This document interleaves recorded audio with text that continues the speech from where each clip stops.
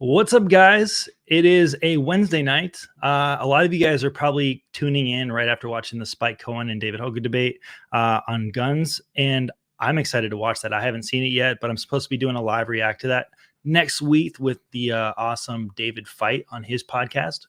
So I wanted it to be fresh. But tonight I have a very awesome guest. He's running for presidential candidate under the Libertarian Party ticket. We're figuring all that stuff out in DC. And Chase is an awesome dude. I've met him a couple times now, first time at PorkFest and recently at a couple conventions. Yeah, I'm going to bring him up on stage and let him introduce himself. Chase, what's going on, man? How are you tonight? I'm doing great. Like you said, I just finished watching the debate. Not to spoiler alert, Spike won. I think we libertarians can all agree on that one, but I hope you enjoy watching it because I certainly did, and I'll be doing a panel on that later myself. So Nice. But I'm happy to be here to chat with you, and yeah, you're a pretty awesome guy yourself. Always nice to meet you. Thanks, man. Yeah, and if I was able to take this mic off of the arm, I would just mic drop it because that's pretty much like what Spike, I'm assuming, does this entire time. Like Spike just knows his shit. Clearly David is an idiot. So, you know what I mean? Like to me, like I already know who was going to win, but like, I think that like both groups are probably, or both people's supporters are probably going to both think their own person won. Yeah, because the other people are just completely delusional on guns. So first rule of pro wrestling, you got to make sure even if you don't like your opponent, you still hype them up. I'm sure David Hogg knows his stuff too, even though his stuff is misguided and wrong. And right. I'm sure he's a great debater, being I guess he went to Harvard or something like that. So, he's got that college education in him too. So I'm sure he did his best to fight Spike, but Spike just has logic, truth, and liberty on his side. So what are you going to do? Yeah, right. Well, I'm sure, David is, well versed in the BS. He's not a master debater, but he might be a great debater. Yeah, he's going to, I guarantee you this, that kid's going to try to run for Congress one day. Oh, sure. Yeah, absolutely. Hopefully he's running in AOC's district and we can just have an idiot off or something like that. Just kidding. But awesome, man. So introduce yourself, kind of tell us what you're about. You're running for president. You have ran for Senate in Georgia as well. I don't know, kind of give us your life story in a couple minutes. Yeah.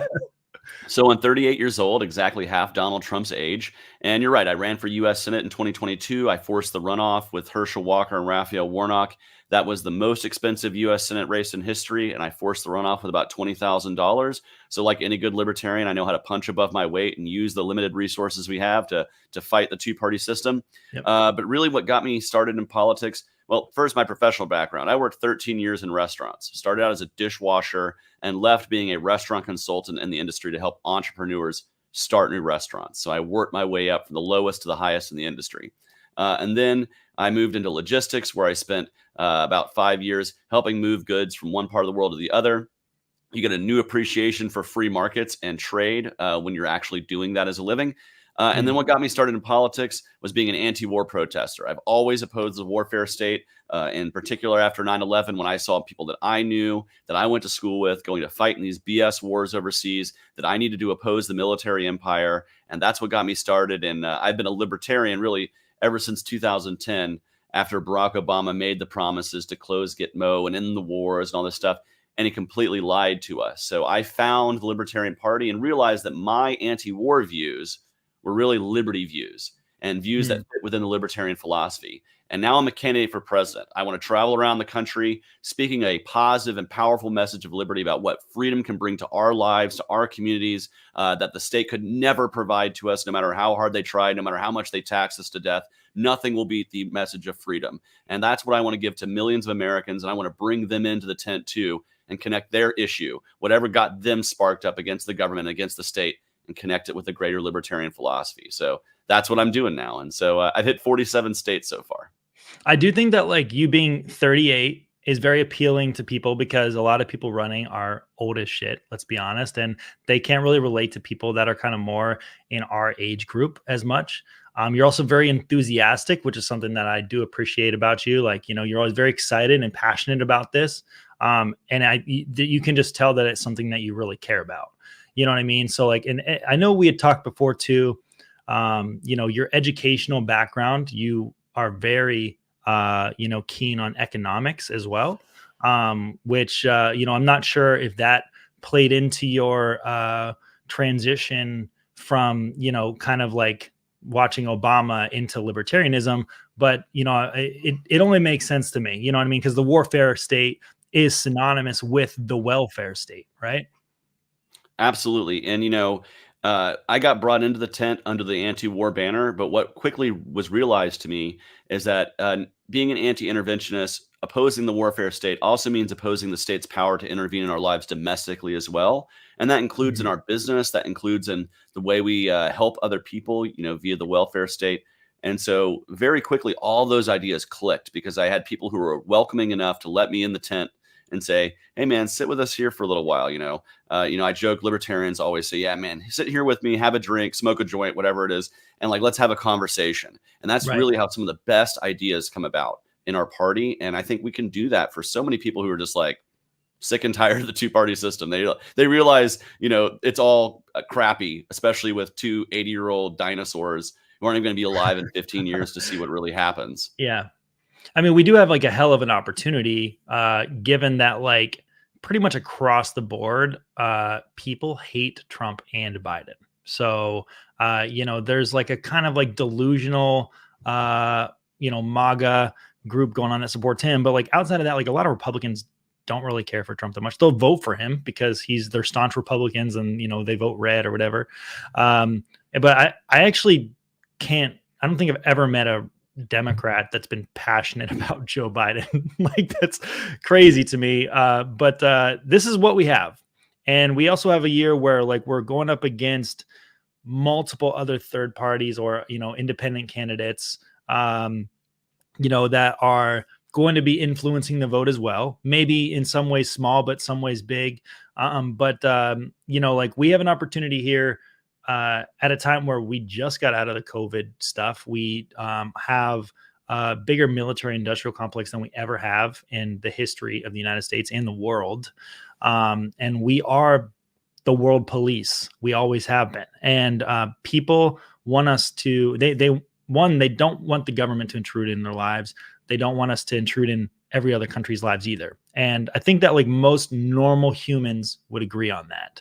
And so we have an opportunity to go out there and reach, non-staunch voters, the independent thinkers with libertarian messaging. And that's where you need somebody that is excited and passionate about what they talk about, that can appeal to them. And that's, see through the bullshit. And like, to be honest with you, I think that like a lot of the Libertarian Party candidates that are running for president, I think that they all would do a pretty good job of that. I think that maybe something that we're missing as a party is the unity aspect of it, obviously. So, we've been within the Libertarian Party, there's been a lot of fighting going on. It's kind of all over the place, a lot of caucus wars. And I'm not in any caucus wars except, the emo caucus. I know you love the emo caucus. I think that like, that's like, from my perspective, the emo caucus taking over the Libertarian Party is the best thing that could happen for everybody, because we would see the end of all the fighting. Everyone would just cry to themselves in the corner. I know you're a big fan of that. We've talked a little bit about emo music and all that stuff. So what's your thoughts on, I guess, the division within the Libertarian Party, what you think we can do to move past it and to fix that? I know that this isn't like something you want to focus your campaign on or anything, but I do think that like it's important for us to come at this whole thing through understanding, because at the end of the day, someone's going to win, someone's going to lose. People's feelings might get hurt on either side, but we still have to work together, right? I think that that's just important. Yeah. So to your first point, we do have a great slate of candidates. There's a great group of guys that I've gotten to know as I travel across the country. I see them almost every weekend now. I see them more than my family sometimes. So I've gotten to know them quite a bit. And we do have some wonderful people on our slate. And I think, I'm going to be happy, if I hope to win the nomination, but if I don't, I think we're going to have a candidate worth supporting, right? That's something I don't really fear, as I might have in maybe campaigns past, right? Where I see somebody who's like, I don't know about that guy. But I really want to reiterate that point that you just made there. Now, as far as unity, man, like I'm a libertarian. I think we've all at one point or another thrown crap at each other. It's just kind of a libertarian rite of passage. You're not a real libertarian, this, that, and the other. But I think you can see, particularly since I have run for president, since I have been doing this, I have avoided that to the maximum extent possible. Yeah. And you can even ask people who work within my campaign. If they start, you definitely stay out of the drama. Yeah, I've seen that for sure. Even in the private Slacks, in the private, things like that, if people start talking bad about other candidates, I tell them, stop that right now. It's a waste of energy to talk bad about other candidates. Talk good about this campaign. And that's the kind of theme I've been leveling. Even when other candidates have kind of gone negative in debates or online or whatever, I do my best to ignore those as much as possible, because it just doesn't build up what we need to do. My grandfather told me one time, you can never build something up if you're tearing others down. And so I take that to heart. So my campaign is really outwardly focused. And I hope with that, people can see a certain level of unity. I'm willing to work across the party spectrum, because it's not about me. It's about how many states can we secure ballot access so more libertarians can run across the spectrum. Doesn't matter what caucus they roll with or whoever they are. How many places can we win major party status? Things like this. How many electable libertarians can we identify and help? My only concern, if you're a candidate, isn't where you came to the party from. It's that you're supporting libertarian principles and that you're willing to work hard for your race. And those are the type of candidates I've endorsed. I've endorsed candidates who have been Mises Caucus. I have endorsed candidates who have been classical liberals and radicals and prags. I've endorsed across the spectrum because I identify hardworking candidates. And so I'm hoping both in practice and the way people see how I run my campaign, they see a certain level of positivity and a willingness to make unity. Fighting each other does nothing. If we're not building our party's foundation up, we're doing nothing to combat the state. And so I hope people can see that in my personal behavior, as you've met me one-on-one, as you've seen me, and as others have seen me at this convention process, I'm not, as you said, wading into the drama. I stay above it as much as possible and try to really focus myself on what am I doing to be a good candidate for president, because that's ultimately what the delegates want to decide on anyways. They don't care about who I want for vice chair of the party or what platform or bylaw. I'm a delegate. I'm going to vote for my state. And if I feel the need to ask a point of inquiry or something like that from the floor, I'll do that. But hopefully I won't have to do that. Hopefully everything will just run smooth. Yeah. And I mean, we met. Yeah, right. Running smooth at a libertarian convention. We met for the first time at Pork Fest last year. There was a panel there. I believe it was you, Mike Termott, and Lars. Yep. I think you guys might have been the only three candidates. Am I remembering that right? Yeah, we were the three libertarian candidates that were there. Yeah. There might have not even been that many others that had announced at that point. I can't really remember. But that was the first time we met, and something that you were really passionate about at that time, was you are still pretty fresh coming off the high of your Senate campaign that had just happened in Georgia. And we talked a lot about Cop City. And this is something for, I think this is important because it really is something that libertarians should be speaking up against. And it's still an active problem, very much so, in the city of Atlanta. So real quick, I'm just going to share like a quick 2-3 minute video on Cop City. You can explain why this is so important. And as a resident of Georgia, what we should be doing to fix this and push back against the police state. But we'll just watch this video real quick. Gotta pull it up.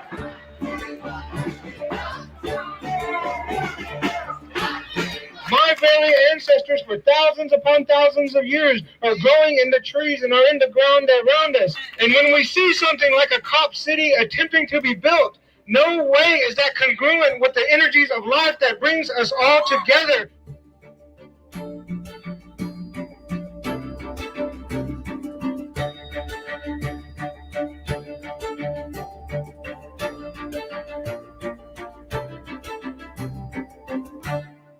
We have the largest police force in the state of Georgia. We have the largest firefighting force in the state of Georgia. The Public Safety Training Center is for both firefighters and police in the city of Atlanta to conduct their training.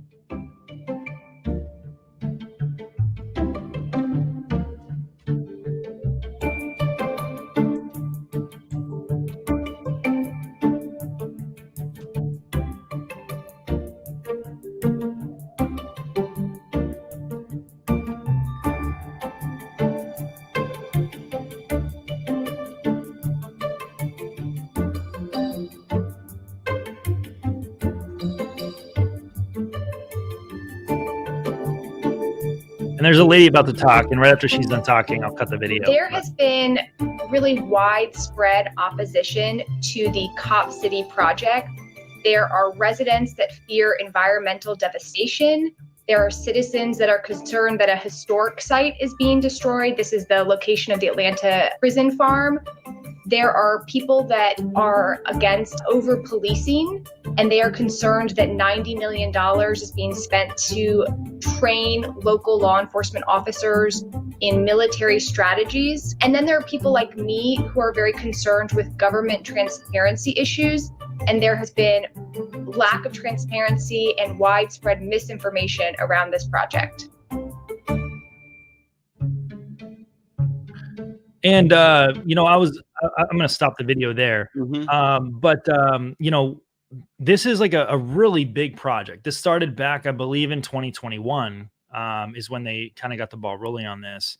And they had like a public hearing, and I was reading that there were over 1,000 people that spoke on this, and over 70% of them spoke against Cop City. This is kind of wild too, because it was about to say in that video, but I don't know if it clarified previously, but this isn't even like this is for the city of Atlanta, but it's not even in the city of Atlanta. It's in the county. Unincorporated DeKalb County, where it's where I live now. I used to live in Atlanta. Now I live in unincorporated DeKalb County. So tell us about like what your experience has been dealing with this, and like what like you're like kind of foot in the ground here, and like you've seen this whole thing transpire. So So if you guys actually want to see my my commentary on Cop City, I went both times when we had public debate, public comment on it, and you can check that out on my YouTube page, Chase Oliver for President. If you go there, you can find both times I spoke on it. Now, the one thing I did want to say about the video that got wrong is it said 30 million was taxpayer money and 60 million was from the Atlanta Police Foundation. That number actually is flipped around when you take into account the fact that there's a lease buyback program for the land where the government will be paying to get the land back from the Atlanta Police Foundation. So it's actually twice as much as they originally wanted to say. So it's a boondoggle of taxpayer very money. Deceptive. That is very deceptive. And so let's just go into why this is wrong. First off, it's the Weelaunee Forest. It's a Native American land. That's why he spoke about how his ancestors are buried there among the trees. It then became a prison farm of slave labor, and then a prison farm for prison labor during segregation. If you were uppity and trying to desegregate a lunch counter and they threw you into prison for hard labor, that's the farm that you went to go work into. And so it was eventually told to us that was going to be green space in perpetuity. They, of course, reneged on that because apparently the city government wasn't friendly enough to the cops post George Floyd's murder. And so they said, hey, let's give you this large tract of green space. Never mind the fact that that shooting range is going to be within earshot of an elementary school, as if the kids of Atlanta don't hear enough gunshots in their lives. They just need to hear the cops learning how to systemically shoot them later on in their lives as they become young adults of color, right? Never mind the fact that they're building a mock village. Why? They say it's, to stop a domestic terrorist like the Boston bomber. But we know really that's because the next time there's a COVID, they want to learn how to lock you down door to door via militarized police tactics. And we're giving them the opportunity to learn how to do that with Cop City. So there's lots of reasons to oppose this facility. And what we're seeing is the city dragging their feet.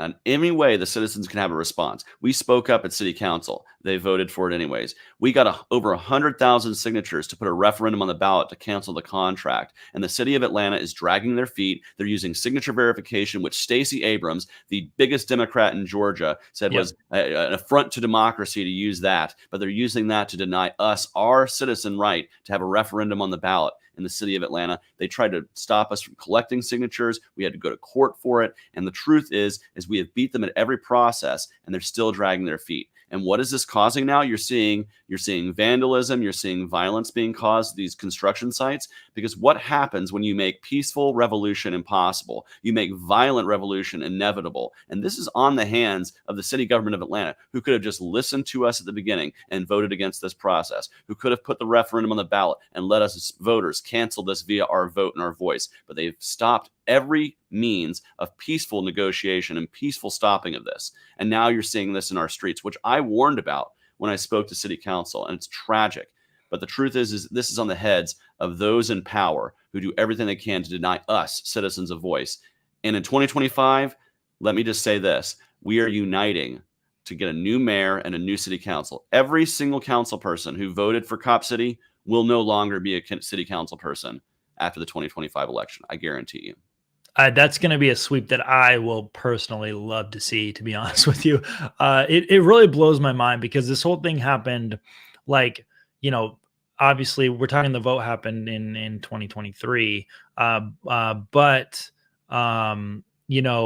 we are just coming out of a time when there were some really fucking big things that were happening in our country, including, George Floyd getting killed from, over police force and massive riots happening all across the country that resulted from this.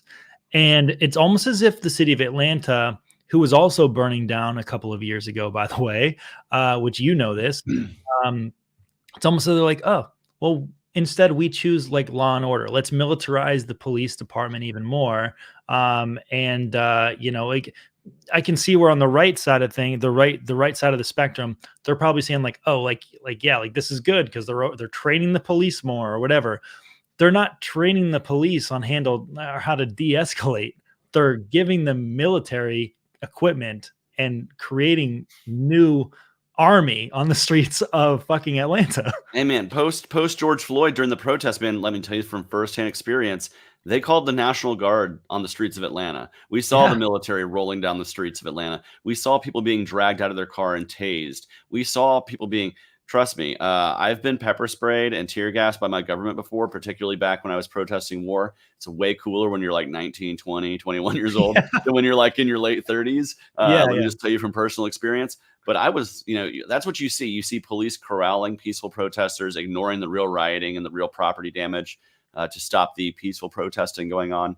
It's a damn shame. And the whole movement should inspire many, many people to reject the party structures as they currently exist, because the so-called Democrats who want to protect your rights and they want to preserve democracy, they do everything to fight against democracy. They do everything to suckle up to the giant corporate interests of the Atlanta Police Foundation. That's the other thing that they try to say is, oh, well, these protesters against Cop City, they're not really from Atlanta. Let me just say this. We are from Atlanta. You know who's not? The people who are in the giant corporate donorship of the Atlanta Police Foundation, Home Depot and Delta and Coca-Cola. Those people don't really live in Atlanta. If at best they live in the suburbs, and at worst they live on Wall Street. Okay, the people who are really profiting from those companies. They don't live on Peachtree Street. They don't have to deal with the police, the over policing in Atlanta. I had friends who were in the Atlanta Eagle years ago when the Atlanta raid happened there, and they broke the hip of an 80-year-old man at the gay bar, throwing him down to the floor. And you know what? It does sting a little bit to continue to see the police being rewarded with millions and millions of dollars of taxpayer money when they have not earned it. And also, by the way, they let their previous training facility crumble into nothing. Maybe they should have fixed their crap first before they asked for a big, expensive new thing. Yeah, dude, it's crazy, man, because and all of this money at the end of the day, it's all like extorted. Sorry, my camera keeps glitching out a little bit. They keep, it's kind of wild because like all of this money is just extorted from taxpayers. And they're just basically weaponizing taxpayer money against the taxpayer. And there's really no goal in mind to enforce any kind of de-escalation training. Like I ran for sheriff a couple years ago. I think we might have talked about that a little bit. But they're not doing the things that actually would help, when it comes to training, like, and legislating, like, abolishing no-knock raids and stuff like that. The things that like the mass majority of the public are against, you know what I mean? But instead they're like, we'll just take $90 million from you and create a gigantic cop city. And, we'll just like give them a bunch of like military equipment and see how it turns out. You're right. It's definitely them like emphasizing law and order over peace and de-escalation, which is you're crazy right. to me. It's not just the facilities that they are training in, it's what they're being trained to do. It's that they have so many departments in this country still use the same training that has been proven to show that increases officer aggression, increases violent interactions with the public. But they continue to do it. It's the so-called, oh, well, we're the sheepdogs and we got to stop the wolves. And sometimes you got to bite the sheep. And like, it is this mentality that tries to seek to put police on a different pedestal from the average citizen, when in the truth is they are an average citizen. They shouldn't be above the law. This is why we got to get rid of qualified immunity. It's why we got to have liability insurance for officers. And most importantly, we got to have body cams. I just saw a body cam footage of a police officer who took a fully enclosed bottle of liquor during a traffic stop, cracked it open. You could hear the seal breaking on her body cam, pour it out, and then throw it into the passenger side of a car and be like, see, he had vodka in his drink, arrest him. And luckily, she didn't realize her body cam was on. And so she now is hopefully going to get fired. But really, honestly, I think she should suffer real criminal penalties for that kind of stuff. And if it's happening once in a while when we see it on the body cams, how many times is it happening when there is no body cam? You know, Right. the Georgia State Patrol, just to go back to Cop City for one quick thing. Tortuga, the young person who was killed Oh, in the yes. Cop City protests, they were killed by a member of the Georgia State Patrol. They're the only people who don't have body cams because they say, we do most of our stuff on the highways. We have cameras on our cars. That's all we need. Never mind the fact that 1 out of every 3 shootings that happens with the Georgia State Patrol happens out of that camera range.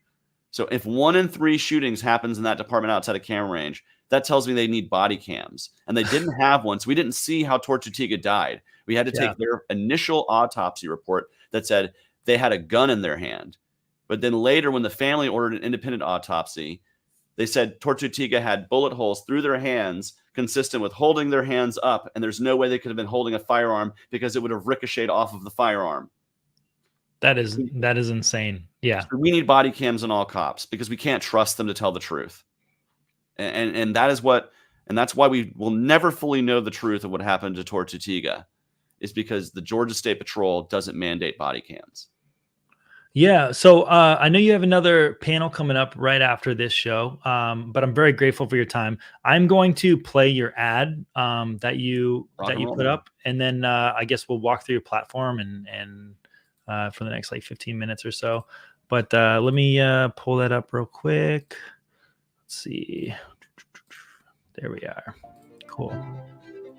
We have 20th century politicians who have been running the 21st century mechanisms of government for my entire adult life, and it's time for that to stop. And the people are getting tired of it. Rise up, because we will not be silenced. Instead of just talking about liberty, we go across the country, reaching out to activists to show what liberty in action actually looks like. That's the kind of campaign for president we're running. One that shows us the positive, aspirational message of liberty that voters can connect with. All people are free. They have inherent freedom and liberty. We support liberty 100% unfiltered all the time. I've gotten tear gas in the streets while I protest for justice reform. My generation is the generation that got sent to fight the war on terror. My generation is the generation that had the entire real estate market fall out from underneath us right as we were getting started. It's my generation that is right now trying to raise families all over the country with massive runaway inflation. This is not a left versus right issue. This is a right versus wrong issue. The Chase Oliver President campaign will be pulling no punches. We'll be putting a bold message of liberty forward that voters can identify with.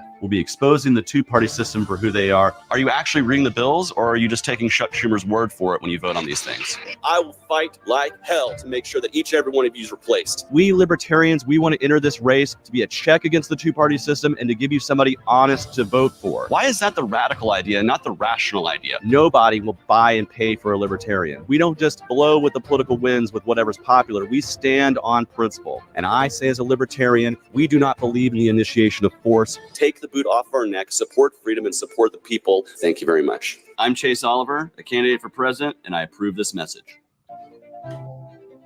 We have 20th century politicians who have been running the Remix. All right. Yeah, dude, that fucking great ad. Great ad.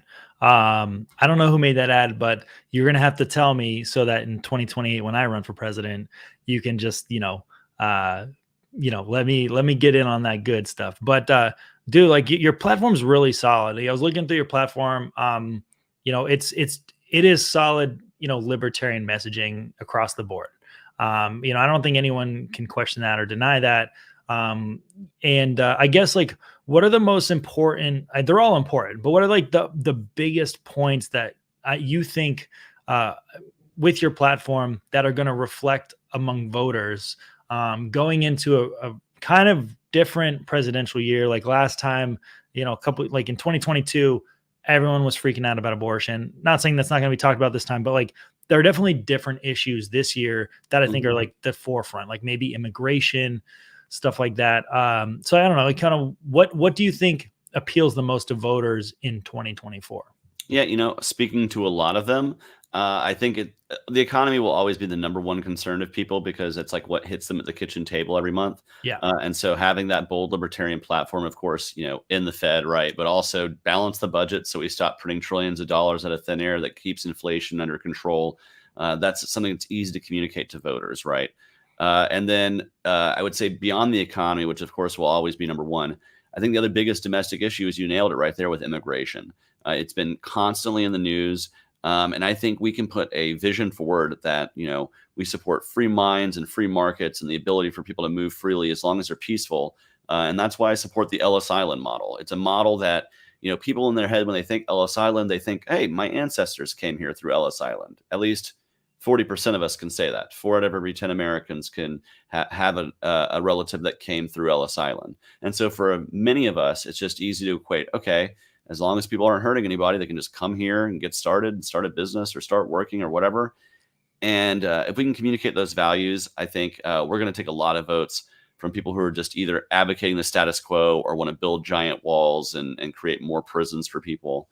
And then, I think one of the things that really differentiates us and that will help us win a lot of votes, particularly with Gen Z, is my anti-war position, particularly when we're looking at Israel and Gaza, when we see just so many innocent people being killed in that conflict, and the United States fully backing Israel the way we have. You're seeing a swell of young voters who are rejecting this. And Right. If both of the major parties are giving you the pro-Israel spiel, having a party that is not, I'm not anti-people of Israel. I want the Israeli people to live safe and happy lives. I think this process of indiscriminate war that kills tens of thousands of innocent people doesn't make them safer. It actually inflames tensions further. Right. But we should be able to speak out against the atrocious wartime practices of the Netanyahu government and do so in a way that is loud and clear and will bring so many voters under the tent. And, people forget too, it's not just this war or the war with Ukraine that's happening right now. We're still at war in 6 countries. We have huge military, base in pretty much every country in the world, almost. It seems like people still forget that we're still out there fighting. Like there's still U.S. troops in Yemen. There's still some in Afghanistan, even though we are supposedly withdrawn from that at the beginning of the Biden administration. As a veteran myself, like this is stuff that I really care about, is the foreign policy, especially. But I think that there's not enough veterans speaking out against the industrial complex. But also I think that they kind of feast on people's sympathy. Like we all are sympathetic towards certain causes. Like obviously we don't want to see the people of Israel, get bombed, or even the people in Gaza get bombed, or in Ukraine or in Russia. Like we really do, as libertarians, we want everyone to live a happy and peaceful life. That's obviously not realistic. But at the same time, being an anti-interventionalist yourself, what do you think the best solution is for America? Because obviously this is a big thing. If the Libertarian Party just somehow miraculously was able to win the election this year, we all know this isn't going to happen. But let's say let's play in La La Land. Let's say that this could happen. What do you think the solution is from a libertarian perspective? Well, I think our solution is to stop being the militaristic leader of the world and start being the humanitarian leader of the world. So my policy for Ukraine would, if Europe wants to provide weapons to Ukraine, Europe's going to do what Europe's going to do. But the United States should be taking a humanitarian response because we've been the world's policemen for way too long. And what we need to be doing is saying, hey, if individual organizations want to sponsor people to come here as refugees from Ukraine, the United States should facilitate getting as many innocent people out of the war zone as possible. I also believe in having the policy that anybody under conscription for war, whether that is Ukraine, though you're likely to see less people want to fight, leave that fight, or Russians, who many of them are anti-war protesters themselves who have been conscripted to fight. I believe that we should have the policy of if you want to leave that war zone because you're being forced to fight into it, we should bring you in under an asylum claim because it is a human right not to be forced by a state to have to fight in a war. It's why I oppose the draft here at home. We should be honoring that humanitarian principle around the world. And I think if we did that, you would see several things. A, we would get lots of innocent people out of the war zone in Ukraine. And B, you would demoralize the Russian military immediately because thousands of them would be abandoning their post to be able to, instead of fighting and dying and freezing in Ukraine, they would have a chance to live a life in freedom in the United States. And that's appealing to a lot of people who are being conscripted to go fight in a war zone. And so that's the policy I would take. And with regards to any diplomatic issue, I would look at diplomacy first. Like, let's actually do something. Barack Obama made this promise and he never followed through. If miraculously, as you say, a libertarian gets elected, one thing that I will guarantee you follow through on is I will meet with any world leader without precondition, because I do believe in talking to other people and having one-on-one diplomacy beats militarizing our world and engaging in warfare around the world. And lastly, I do want to say this. Not only were we fighting all around the world, but we are, as a government, selling arms to people like Saudi Arabia who are killing people in Yemen right now. So we are selling weapons around the world that are creating this death and destruction and killing so many innocent people. That includes arms deals to Israel and everywhere else. We need to oppose and absolutely remove that military footprint and maybe bring a humanitarian footprint in, particularly with refugees, once we pair them with private entities who can help support them and sponsor them to come here to the United States. Right. And I think that you definitely answered my own question. You're talking about private entities sponsoring people. You're not talking about more government welfare here. You're saying if people want to sponsor a refugee, just in the same way that a lot of people sponsor children in Africa, they can, right? Yeah. They can. And then that means you're essentially responsible for that person being a good citizen if they get here, right? Almost in some way. We did this with refugees here at home in the wake of Hurricane Katrina. We raised millions and millions of dollars to help get people out of the storm zone and safely somewhere where they could relocate. And many of them went back to New Orleans after the storms had cleared and things had cleaned up. But many of them actually settled other places around in the country. And now we're seeing a little bit of Louisiana influence, particularly all through the South because of that. And the same thing could be happening for those in Ukraine. Bring people here on a refugee sponsorship basis, allow them to stay here. And you know what? If after the war is over, they want to stay here long enough to go through the process of eventually becoming a citizen, hey man, if they're being peaceful, I'm all for it. Hey, that's just another fabric of the American quilt, whatever. It's just like I went to school with Bosnian refugees, people who were escaping the war there. And guess what? After the war ended, they stayed here because they realized the United States is pretty awesome. And so it created a small community here in Snellville, Georgia of Bosnian refugees. And so we've spent trillions of dollars over there. Yeah. So imagine how many, if this was privately funded and it was not funded by the government, there's no way it would take $1 trillion even to bring these people over as refugees and to make sure that they're living in decent humanitarian conditions. Mm-hmm. And it would also make it so that people are responsible if you bring over a terrorist or criminal, you know what I mean? There's you have to do certain obviously checks, Ellis Island type stuff. Yeah, private entities would be able to do that kind of background checks in coordination with the United States government if they so choose, because we do have to keep our sovereignty and everything like that. That's part of that. So, sure. I think can totally be done in a way that makes sense. Yeah. Well, okay. And then I guess we have probably about 10 minutes left at the most before we got to get out of here. But I did want to bring up one more thing. We talked all about libertarian unity earlier and how everyone should get along. But, there's one thing that I think that across the board, we will have libertarian unity on. And that is that we cannot just be passively not RFK. We must be actively anti-RFK. Yeah, 100%. The guy is a big government statist. And I just want to say this. And, I said this in Missouri. I said, I don't like to talk bad about other libertarian candidates. but RFK isn't a libertarian candidate, so I can talk bad about him all day long. Exactly. He has big government solutions. And I will be 100% frank here. If we as a party, if RFK shows up at our convention in DC and our delegates sell out because they think, oh, we're going to get ballot access, we're going to get votes, we're going to get notice, we're going to get media, we don't as a party deserve to exist because we're not being libertarian. We certainly don't deserve to be called the Libertarian Party. We need to hand that mantle off to somebody else who's willing to nominate a libertarian, because RFK is not one. He will not ever be one unless he changes 90% of his positions. He's an eco-terrorist, a gun grabber. Like, yeah, I can appreciate him not liking Anthony Fauci. I don't like Anthony Fauci. I think most of America doesn't like Anthony Fauci. Even a lot of Democrats don't like him. So the truth being, you know, but just because we agree on that does not make him a libertarian. Right. It does not make him. Not at all. The gun grabbing, the big government environmentalism, all this stuff. If you think RFK is a libertarian, by the way, I see libertarians for RFK tables at a couple of these state conventions. Driving me insane. Yes. They are the least traffic tables at the convention. They are the most laughed at tables at convention. They get the least traction. Let me tell you right now, every candidate on our slate is more libertarian objectively than Robert Kennedy Jr., even those that I have major policy disagreements with. Right. They are all more libertarian than Robert Kennedy Jr. So yes, if you're looking for an emphatic anti-RFK voice, this is the guy. He's also 70 years old, not part of a younger generation that recognizes the problems of today. Right. And we say this generation.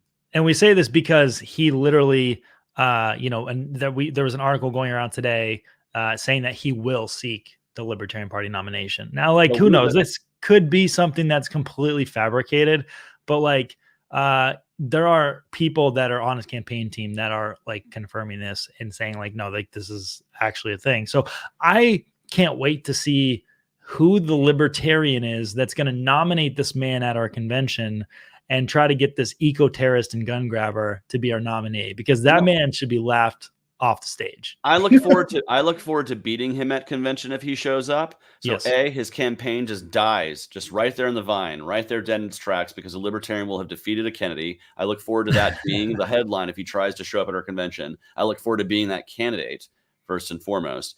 And I don't think he's going to actually have the cojones to show up at our convention, because you should realize right now, over 2/3 of the delegates have already been selected. We're going to Texas this weekend, where a huge chunk will also be allocated. And not a one of them, as I've traveled and spoken to hundreds of potential delegates, not a one have been enthusiastic about RFK. And so if he wants to lose a nomination, he should show up in DC. If he wants to keep running for president after Memorial Day weekend, he should just keep doing what he's doing and trying to get ballot access with his billionaire VP candidate. That's the whole reason why he nominated her, because we could get that money for ballot access. Yep. Smart play, but more power to him. But he needs to stay the hell out of our party. Yeah, I mean, I couldn't agree more, man. And like, it would probably be a lot more expensive for him to try to buy off libertarians than to get ballot access in several states. Because, I mean, I know that he had tried to get ballot access here in New Hampshire. And like, that's a hard feat, I guess, but he did it in one day and spent $0. Now, we're not talking about cities like, or places like New York, where like they're requiring over 50,000 signatures, which really means you need to get like 100,000 signatures, because there's going to be so many invalidated. That's an expensive project. That is like $1 million ordeal that nobody really wants to spend the money on. The LP is going to have a very hard time with ballot access, but like, I don't know, like it's for him to try to come to us and it's like, I guess kind of beg, like he's not going to show up, and there's no way he shows up at the Libertarian convention because he's also not going to be able to put up metal detectors outside of our convention and get everybody screened either, like he has at other at events. PorcFest. I couldn't believe that at PorcFest and the California convention. Yeah, I mean, that was just crazy to me. So it's fucking insane. Yeah, man. Well, what can I say? He's a Kennedy. If you want anti-establishment, the last thing you need is a person who is the last name Kennedy. You want somebody who's actually like listened to the dead Kennedys. Yes, exactly. Thank you for bringing it full circle. trying to get the punk rock emo caucus people that are watching, I guess we can wrap up there, I guess. So, I asked you some very important questions when we were at the Connecticut convention. And I loved your answers, by the way. I still have the video. I'm supposed to put that out very soon, leading up to DC. I know it's a couple months delayed, but there was a very important question that I asked you. And it was, do you believe that if you were elected president, would you be willing to change the national anthem to the Black Parade by My Chemical Romance? And what was your answer? Absolutely. Thank you. Thank you. All right. I appreciate that. There was only one guy that said no. And he lost the endorsement of your caucus. Well, we're going to have to talk music next time I come on the show, man. Dude, I would love that. I would love that. I know you've got like an awesome taste in music. You're a punk rock dude. And you've even like sometimes got the little emo bangs going on if you let your hair grow out. Yeah, so, I mean, I did not do that because I got to appear on the other panel now and look more professional. But right. Sometimes I'll let them fall right in front of the eyes. It's like when Peter Parker's like bad guy Spider-Man. Yeah, exactly. Awesome, Chase. Well, let everyone know where they can find your stuff. And I'll let you get out to the next panel. You can even advertise whatever panel you're going to be on if you'd like. So yeah, I'm going on a panel. Just check it out on my Twitter. I've already retweeted it. We're going to be talking about Spike's debate with Mike Termott, as well as a 2A attorney who's pretty awesome. And you can follow me at Chase for Liberty on all the major platforms. And if you want to go to my website, see my platform we were just discussing, go to votechaseoliver.com. But I just want to say thank you so much for the opportunity to let me speak to the audience and have a little chat. Absolutely, man. It's great talking to you again. Definitely keep pushing. I love that you're an enthusiastic voice for liberty. And I definitely will bring you on again. We can talk some music. All right. Awesome, man. Peace, love, and liberty to you. Cool. I'll drop you backstage real quick. I'll wrap up the show and we'll talk in a sec. All right. All right, guys. Thank you so much for watching the show tonight. So this coming Sunday, I do have a comedian coming on, which will be pretty dope. And like I said, I'm going to be going on David Fight's show next week to talk about the Spike Cohen debate and do like a live reaction. I'm intentionally avoiding anything that has to do with it so that I can give you guys like an honest first-time impression. I'm a gun guy, have been a Second Amendment advocate my entire life.